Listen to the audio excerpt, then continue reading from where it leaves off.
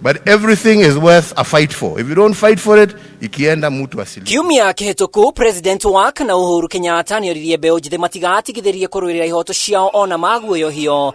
Mĩario ĩrĩa ĩcokete ĩkarehe mbũkĩrĩra kuma kũrĩ President Ruto na thiriti yake. GENZ nyinyi ndio the story of the future. Fight for your rights bwana. Sio kukakaa hapo mambo mali yenu ichukuliwe na nini, mumeitolea jasho. Msikubali, pambaneni muhakikishe mumepata haki yenu. Umuthe mutongoria wa Wiper Kalonzo MUSYOKA mucemanini na amebaki amagiki gĩikaro-inĩ kĩnene kĩa Wiper Karen Nairobi nĩ ahũrĩte njeki mĩario ĩno akiuga youth nĩo rũciũ rwa bũrũri na ũguo mabatie gũkinyĩra o hau. I'm in complete agreement. Not just the Gen Zs, by the way. Every Kenyan now stand up and fight for your rights. Kenyan women, Kenyan mothers. Mĩario ya UHURU kiumia kĩmwe thutha ũcio nĩ yonekete kwarahũra ũteti wa ũkabira. Icera rĩa President Ruto gĩcigo-inĩ kĩa rũgũrũ rĩkĩhũthĩka ta gĩtumĩro gĩa kuorota rũrĩrĩ rwa gema. Kĩũria kĩrĩa President atũmĩire amudanyurĩte ona kana gũkũmithia arĩa marahunjia ũteti ũyũ. Kalonzo arauga ayuthi mabatie maheo ibandĩ nĩguo meyandĩkithie ta aikia a KURA, no nĩ AREKUA kũrĩ na kandi hithe. We suspect there could be plans underfoot to register aliens, non-Kenyans, as voters in Kenya. If that happens, it will of course be against the constitution and everything else. Because we wonder where they are going to get the numbers from. I suspect, led by Gen Zs, will be the ones, all the polling stations.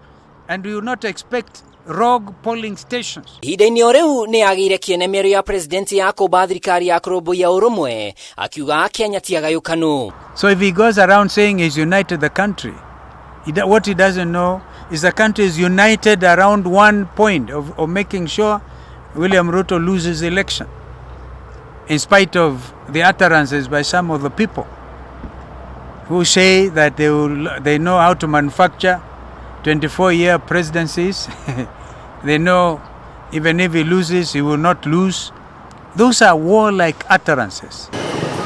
Na rĩrĩ Ruto athiĩte na mbere kuha gĩcigo kĩa rũgũrũ rwa bũrũri. Kalonzo nĩ aubũrĩte atĩ MCA za thirikari ya kaunti ya Trans Nzoia nĩ ahake mamirioni ma mbeca nĩguo mahagũre Governor George Natembeya ũrĩa ũkoretwo mũhari-inĩ wa mbere wa gũtetia thirikari. Natembeya nĩ ekorire agĩũkĩrĩrwo mathiko-inĩ ma nyina wa speaker wa mbunge ya kĩbũrũri Moses Wetangula thutha wake kuga thirikari nĩyo ĩratabania ngero cia ũnyitani mĩgwate. We are aware that the Trans Nzoia MCAs, and we want them to act like nationalists. Waliletoa pesa 5 million. 5 million each of you. So take 2 million now. 3 million after you impeach Natembeya. They are building Natembeya. So what does that mean? That is gangsterism. And of course, that was what was evident during the impeachment process of Deputy President Rigathi, which Kenyan doesn't know. Some of these legislators made huge sums of money and they are building houses. Handũ-inĩ ha Kameme TV rĩtwa rĩakwa nĩ Mwaura wa Ndung'u.